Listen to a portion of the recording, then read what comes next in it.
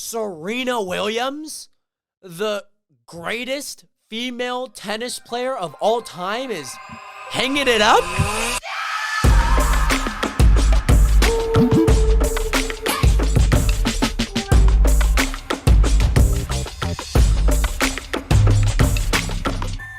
Nationers, we're back. We're back. This is a big episode. This is like a big episode, Nationers. This is like a big episode. Episode 40, Nationers. Welcome back to the Realest Podcast. Episode 40. Banner right there. I've officially said it 40 times. Nationers, I'm very glad to be here. I'm very, very excited. Today, as of recording this, it is Friday, August 12th, 2022. And Nationers, 8 years ago on this date, I uploaded my very first YouTube video. Isn't that crazy? That's so crazy. It was a legal eagle. It was a death match in GTA 5 with like a few friends of mine. And wow, it took like 36 hours to upload, but hey, I was going to make it happen. There was dedication behind this. 36 hours of dedication.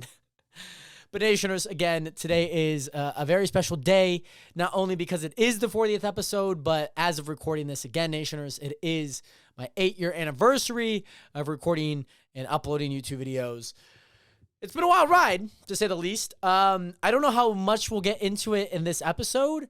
However, I think at one point in my life, I would like to dedicate an episode to kind of like the journey of Jared as like an athlete, as like a content creator, as like me as a whole.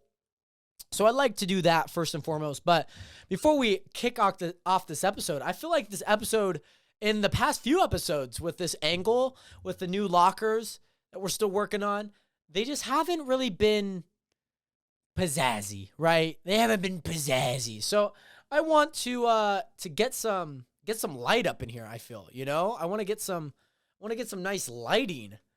So I said to myself, I was like, yo, what about if I just pull out the LED lights? Get some pizzazz up in here. I feel like purple actually looks really well with this. I feel like this is like I feel like the Hulk. Is that what the Hulk sounds like? Nationers, episode 40. We got a lot to talk about today. We just dropped some merch, which you guys are able to buy now, which I'll explain in a second before we get into today's episode. We got some Spartan race coming up. When this episode comes out, I'll be Spartan racing. I'll be like running. So if you guys are watching this within 15 minutes of this video being uploaded, then I have not started yet. But if you watch it after 15 minutes, I have then started. Nationers, I also want to talk about like athletes retiring, like not Serena Williams. No, I almost said Selena and not Serena. Serena Williams retired is what I meant to say. The goals for this channel, I feel like I need to put this out in the world because like I want to hit 1,000 subscribers on this channel. I really do. By the end of this year, within the next 4 months, I really want to hit 1,000 subscribers on this channel. So Nationers, if you guys are here, if you guys are watching, hit that subscribe button. We got a lot to talk about today. Help us hit our goal of reaching 1,000 subscribers by the end of this year. And if you guys aren't subscribed to the main channel, make sure to go check that out as well. We got plenty of more great videos over there. However, Nationers, today, episode 40, we have officially dropped our brand new Nationer merch collection. I'm wearing the light gray t-shirts, only $20, Nationers. So if you guys have like a $20, what is it? A $20 thing, a bill. If you guys have $20 in your bank accounts, feel free to head over to nationermerch.com. We have the blue hoodie, which you guys always see me wear. We have this gray hoodie. We have long sleeves and crew necks. And some posters if you guys like posters. We also have some stickers. Apparently, like, the sticker price dropped back down. Last episode, I mentioned they were $7, which is, like, overly priced for a sticker, first of all. However, I looked at that again. I looked at the profit margin, and I was like, well, I'm going to drop that down as much as I can. So I dropped it down to $5, and I was like, that's still a lot. So I dropped it down to $4.50, and I only make 18 cents off the stickers. So I made it as least as I could at like a solid number. But again, Nation, if you guys want to go over there, use discount code Nationer or Nationers, just in case if there's an extra S on yours. But yeah, use that at nationmerch.com. You guys could go grab some new merch. This was a very special day. Like I mentioned, 8 years of YouTube to drop something that people can wear, the fans can wear, you guys can wear at home. And I'm excited because by the end of this month, most things will be kind of already there at people's places. So it's going to be exciting. Like, I'm really, really excited. And with like the blue hoodie, a lot of people ordered the blue hoodie. Handful of people bought the gray t-shirt because I always wear like a gray t-shirt, like every thing that I do. So yeah. And to wear like the blue hoodie, I feel like that is like such a coincidence. Like, it all happened off a whim. Like, it really just all happened off a whim. And I was like, man, this would be dope if people could wear like a blue hoodie. And it's kind of like me, you know, you can identify if there's a blue hoodie in a video, it's me, right? And it doesn't matter what video it is. And it all really just happened off a whim. So shout out to Natalie Sawada for bashing me for the pink hoodie that I had, that I still have, to then one day go to like H&M and see that there's a blue hoodie and I just bought it. And the rest is history. The rest is history. And then to not only then create like a blue hoodie with the word Nationer on it, you are a Nationer, you know? So I'm very happy. I'm very happy. And like, even if you guys are planning on just getting a sticker, I think that is the dopest thing. Like, to just get a sticker, like place it on like a water bottle, place it on your door, place it on your car if you want. It's really up to you. However, I'm just so happy that like you guys are able to be, well, you guys are already Nationers, but like be more like involved with like the culture, you know, like the blue hoodie. Like, how cool is that? Anyways, I don't want to harp on this too much. I imagine like so many people clicked off. You guys are still here. Welcome to my TED Talk. But Nationers, I do want to talk about Serena Williams retiring. Big shocker. She's not like officially retired because I think in most sports you have to like sign papers and whatnot. And however it works, it's really odd that like things happen like that, where you have to like, they're kind of like free agents, but they're also not, you know, they work for like an association or work for a club.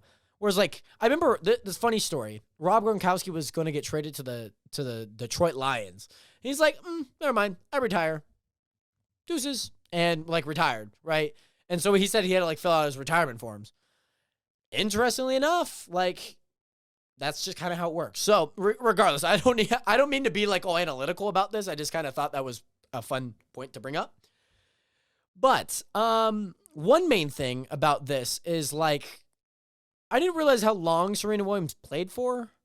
Like, I knew that she was like really good in like the early 2010s. Like, that's like me growing up, like, oh my goodness, that's Serena Williams on the television playing tennis. She's won her how many Grand Slams in a row? Or like, this is her 20 bazillionth, right? It's a lot.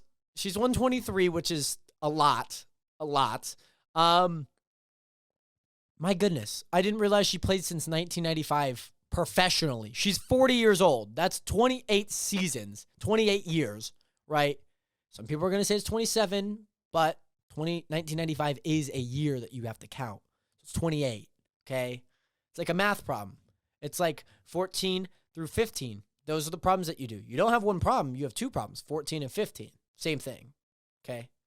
So with this, 1995 becomes like a professional, wins her first Grand Slam title in 1999, the turn of the century, the Serena Williams circuit of tennis, insane. And obviously on the other end of this, there are like three really, really good male athletes. You have Andy Murray, Roger Federer, and Nikola Djokovic. I think that's how I pronounce his name.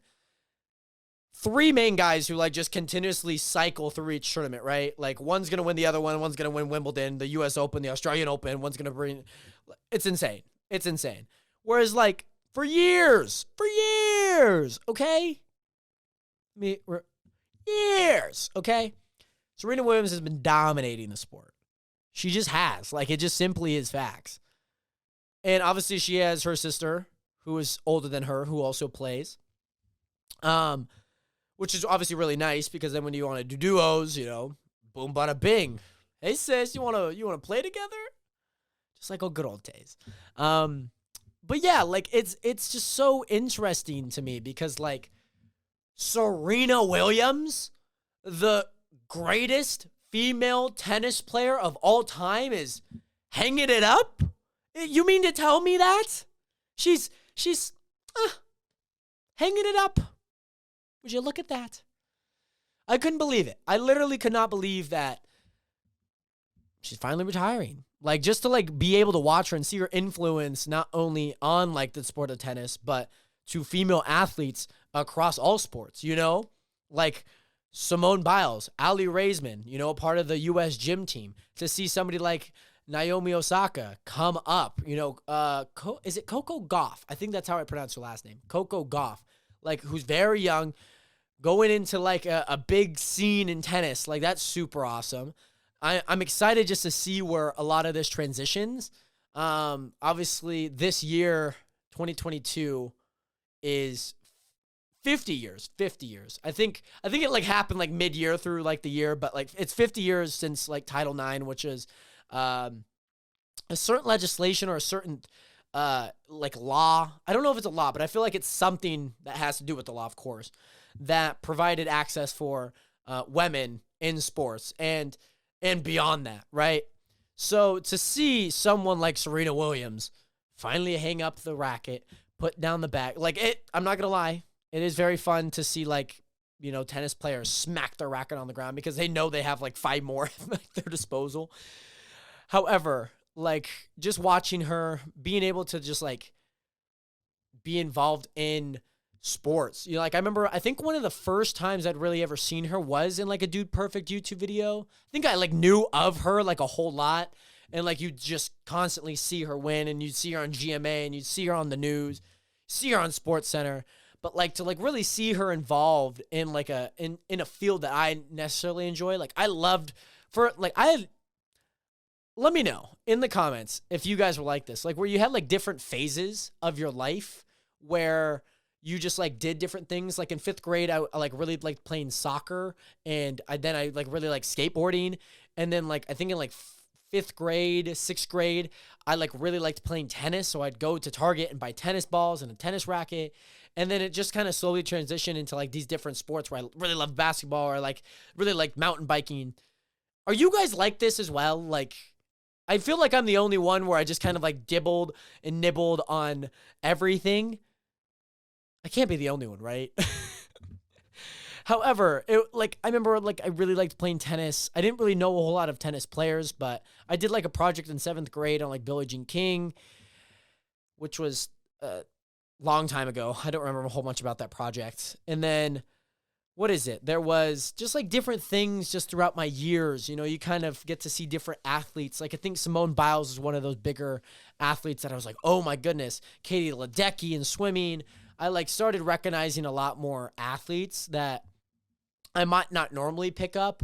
Like, I don't know a whole lot of, like, male gymnasts, unfortunately. I know, like, obviously a lot of male swimmers, but, like, especially in the female scene, whereas, like, in comparison, like, the NBA to, like, the WNBA, you could just tell by viewership on how many people watch, right? Like, it's just a basic thing that you could look up. Whereas, like, even more of, like, an odd sport, like, even, like, Formula One or, like, Spartan racing, like, it's so cool to just see, like, all the athletes, and you kind of pick up different athletes here and then. And Serena Williams is kind of like that for me. However, like, I feel like her impact reached beyond, like, what it was on the tennis court. And I think we can all agree that, like, with how good she was, how strong of a woman she was on and off the tennis court, going through, pregnancy and childbirth and, being able to stand up for what she believes in. I feel like that's what makes Serena Williams, regardless of how well she did on the tennis court. Of course, her platform now would not be as big and as impactful as it was without how good she was on the tennis court, right? So, of course, those kind of work hand in hand, of course. However, I do kind of want to transition because I have a really good opportunity with like Spartan racing, which is, whew, I don't know what sound I just made. I really don't. I'm a bit concerned with what noise I just made. But I do have a good opportunity with Spartan racing. So this Sunday, I am going to go compete in my 6th Spartan race ever. However, it's not competitive. It's just like the first one that I did where it was non-competitive. It's just kind of like for fun. And the big thing was I got like a text last night because there's this Instagram account called the OCR Report. They basically report OCR, obstacle course racing. That's just the acronym for it. They cover, like different things like Tough Mudder, Savage Race. They cover, Spartan racing, at more of like an elite level. And they want to make sure that they, if in case you missed this, here's these people that did really good at this race, right? So they posted like the Seattle map on their Instagram. And I was like, oh, I'm super excited about it. It's super tight. It's super, spread out. I'm really excited for it. Don't take that out of context, okay? Like the map itself, the course is very tight. You don't kind of wander off too much. You're always kind of in touch with like the base festival that they call it. And then it's kind of spread out. Like the obstacles are spread out, right? But again, please don't take that out of context. I got like a Instagram DM from like the OCR report, and they said that they mentioned you in their story. And for this, like you could just like at somebody, and then if you have like if you shared a post, then you could just like tap that, and then it's above everything, if that makes sense. So that's how I got mentioned, I'm assuming. And I'm like, oh, hey, thank you so much for tagging. I'm super excited to go there. Is there like anything you need of me? Do you want me to like cover anything, take any videos? And he's like, yeah, that'd be great. Would you like want to hop on a call real quick? And I was like, sure. Like that's pretty reasonable, right? Pretty reasonable flow of conversation. So we did that. We hopped on a call, and he's like, what would you think about like covering some of the stuff that's going on? Whether that be like the elite races or like the super. So there's like 2 different races. One's on Saturday, one's on Sunday. And then I race later on Sunday. And I was like, oh, that'd be interesting. I don't know about racing because I haven't quite raced that yet. I don't mind like trying to move things around just so I'm there and we can see the start line. But then we kind of got into the conversation, and he was like, what about if we like, I think we both kind of hinted at it, but like, what about if we just do like a day in the life of, like a Spartan racer, right? And there was somebody who you guys may know, if you guys watch Love Island, there was this guy named Johnny, very, very attractive looking man to most women, right? And he was actually at a Spartan race, my first Spartan race this year down in Ontario, California, down south. And what is it? He did like a kind of like a Spartan spotlight where he just kind of like walked himself through his day of like what he's doing and like how everything's going. And so that's basically something that I'm going to be doing at this Seattle race. And I'm really, really excited about it. Like to be able to do like, exactly what I want to do to bridge, this social media world and this audience that I have and hope to continue to grow, and Spartan racing and the sport that I do, just like anyone, like Marcus Brownlee, where he does obviously YouTube and tech reviews, but he also, maybe he doesn't bridge the gap, but he also does like Ultimate Frisbee. Logan Paul just signed with the WWE. That's super huge. That's a social media star. Obviously the whole boxing scene, which I kind of want to touch on and update you guys on little things. However, like this is really big for me, and I'm really happy. And it just really all happened out of on a whim, 30-minute conversation. And the guy who runs the web, the Instagram, he was like, make it happen, like we could just do like a day in the life of Jared, and we'll create reels, we'll create content. And I just want to, I shared a little bit of knowledge on my YouTube that I know about stuff, and series content, watch duration, things to look at on the back end with him. And I really, I felt like this is a mutual relationship where I'm able to give my social media side, and they're able to help in a mission that I have to bridge, obstacle course racing and, YouTube and social media. And I have like a handful of ideas for this event, and I'm really, really excited for it. So, Nationers, if you guys want to actually check out the story and or just like anything OCR related, obstacle course related, follow like Spartan Race, follow Spartan, of course, follow the OCR report. And Nationers, I feel like this is like a really good time for me.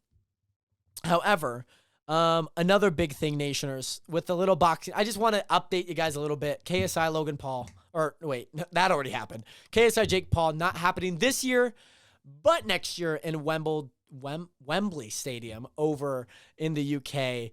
And I'm really, really excited for that. I don't know what time of year it could be. It could be like late December next year, but it also could be like mid-June, something to give the kids a little bit of surprise right as they head into summer. But I'm really, really excited about that. KSI has found a new opponent in Swarms, or as Jake Paul calls him, Swamp. So that's exciting. I'm excited to see at least JJ's fighting someone. I'm excited to see just kind of how it goes. And this whole event with Deji and Fusi, FaZe Temper, and Slim, I'm really, really excited to see like who comes out on top. Kim Kenny and FaZe Sensei. Excited about that. And yeah, like this whole event's gonna be fun. I'm excited for it. And Nationers, I hope you guys are excited to hit 1,000 subscribers on this YouTube channel, because if you guys are viewing, watching, listening, make sure you guys subscribe to the YouTube channel. It means a lot to me just to be able to have 170 people subscribe to this YouTube channel and watch it consistently. Means a lot. So thank you guys so much for watching episode 40. I know it's a short episode. However, I wanted to let you guys know some updates with everything. And Nationers, I hope you guys have an amazing rest of your day. Thank you guys so much for 8 years on YouTube and continuously supporting me in my journey to become a full-time creator and to make this a dream come true. With that, Nationers, I will see you guys in the next episode. Have a good one. 07. Peace, peace.